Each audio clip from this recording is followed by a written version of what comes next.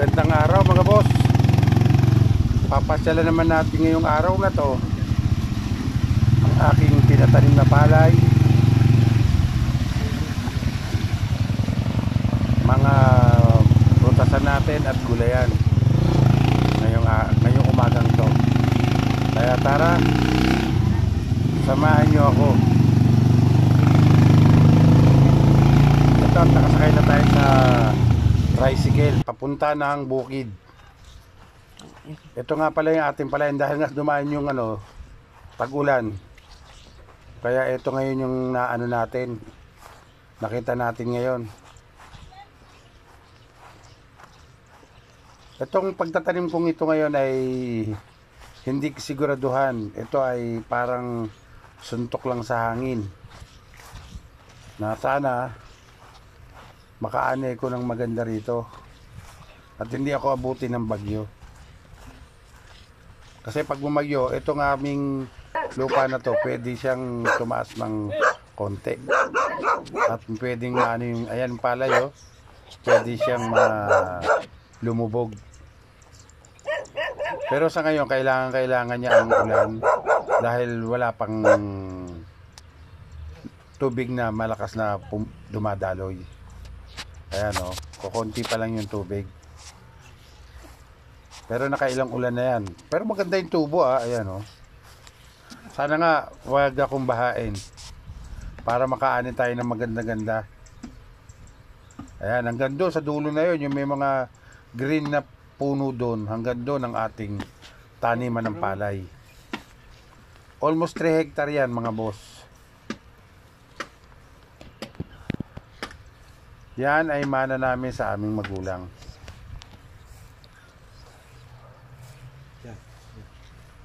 Ang lugar namin ito ay sa may Remedios, Lubao, Pampanga. Yan ang aming farm, rice field. Nakakailang daan din ang nakukuha natin dyan. Ilang daang sako. Kaya lang minsan nung nakaraang natalo tayo, medyo mahigit 100 lang ang nakuha. Pero ito talaga, kung talagang tatama ka, kahit 300 dito, aani ka.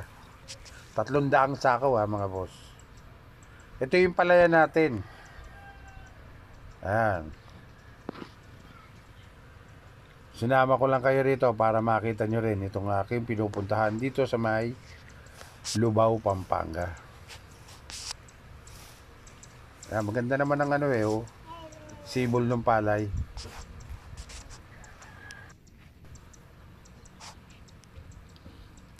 Ayan.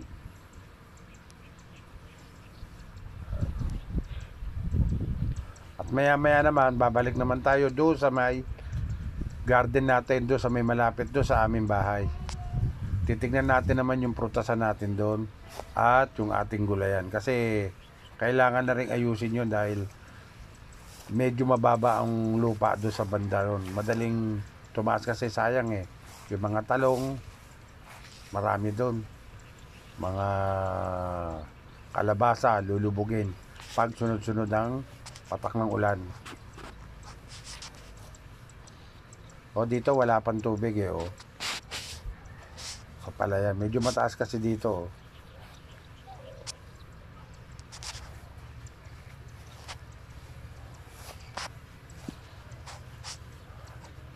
Sana makaani tayo ng maganda. Hindi tayo abuti ng bagyo para hindi lumubog itong ating palay. Hindi masayang yung pinaghirapan natin. Ito yung suntok sa buwan, yung pagtatanim natin na to. Walang kasiguraduhan, kasi itong kinuha natin palay ngayon almost 3.5 months 3.5 months bago ito anihin. Maganda naman siya. Ayan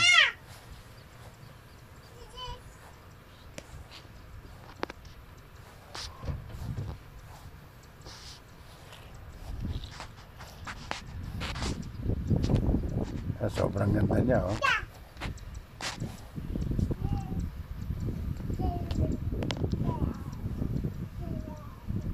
Yan.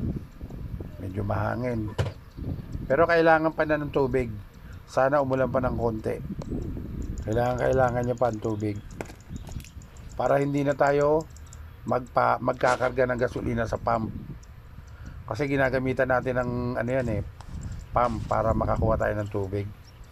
Pero sana umulan pa para makakuha pa tayo ng tubig.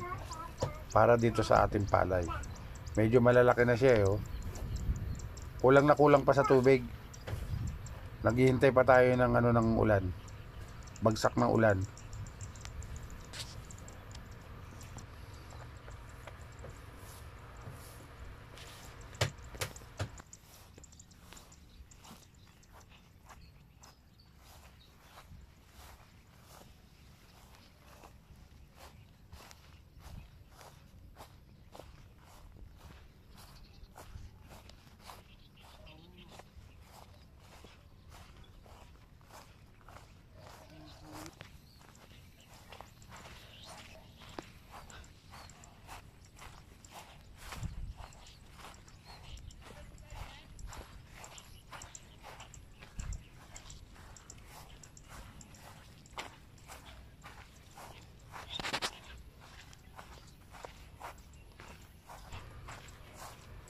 Ayan, at pauwi na tayo.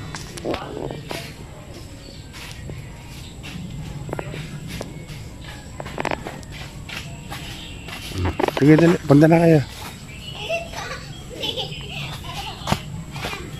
Dito nyo lagay Ito, Lucas. Ay, ano. Yan.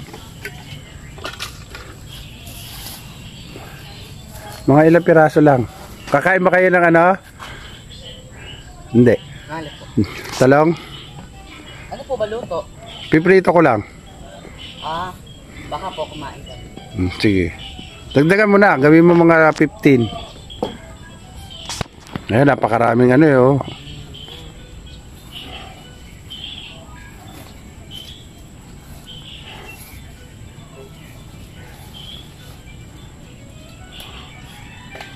Ang daming talong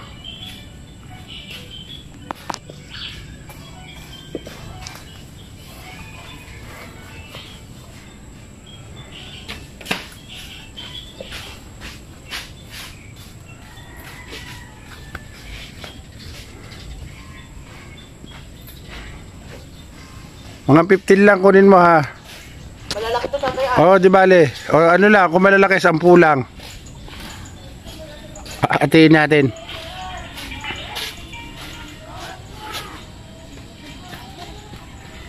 Hindi siya hindi siya sira yung talong. Mga bago pong tubo. Sige yan.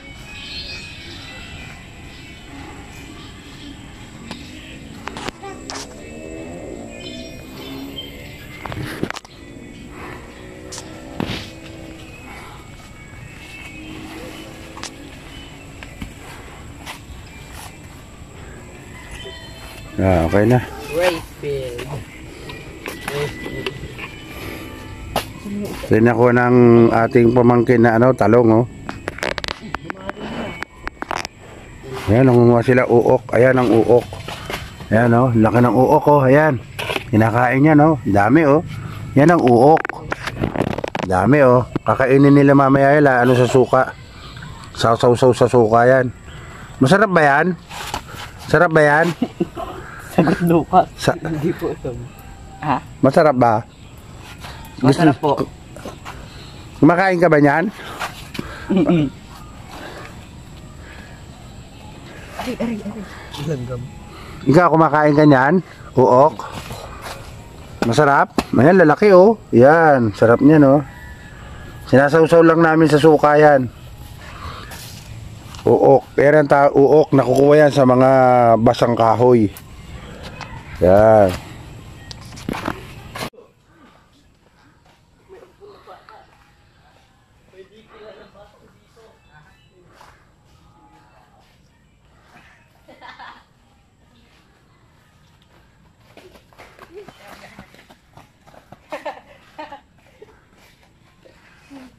Ano kinuha mo? Tingnan ko. Ba't naiya ka sa camera? Ay, nakakalat lang yung buko. Ayun, kukuha pa sila ng uok. Ayun.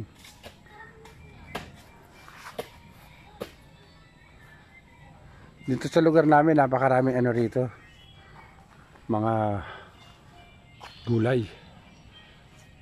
At bukas baka magtabas tayo ng damo. Napakarami ng bagsak na ano, ng mga mangga.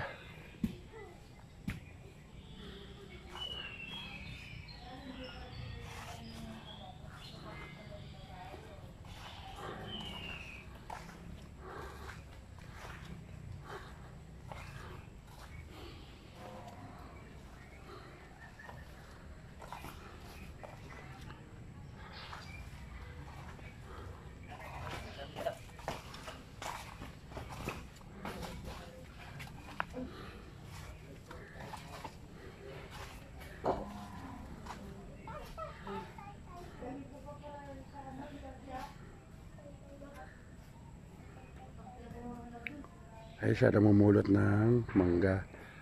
Ayan, ayan, magaling mamulot ng mangga yung pamangking ko. Ayan. Bali, apo ko na pala yung apo. Ayan, namumulot siya ng mangga yun. Ayan. Ang ganda ng bulaklak, oh, saging-sagingan, oh, ayan.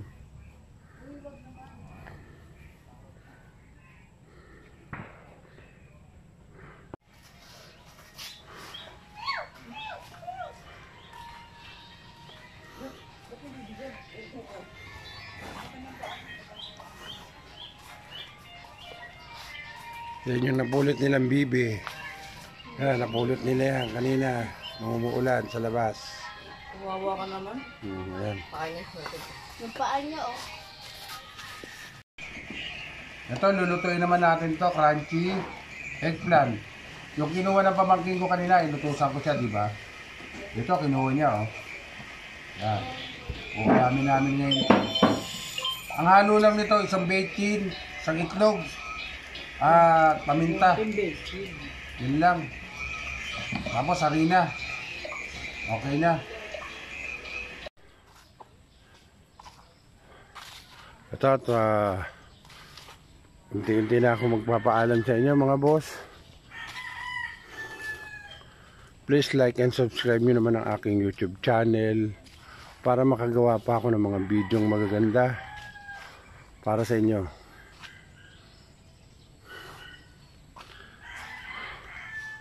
Hanggang sa muli. Bye-bye.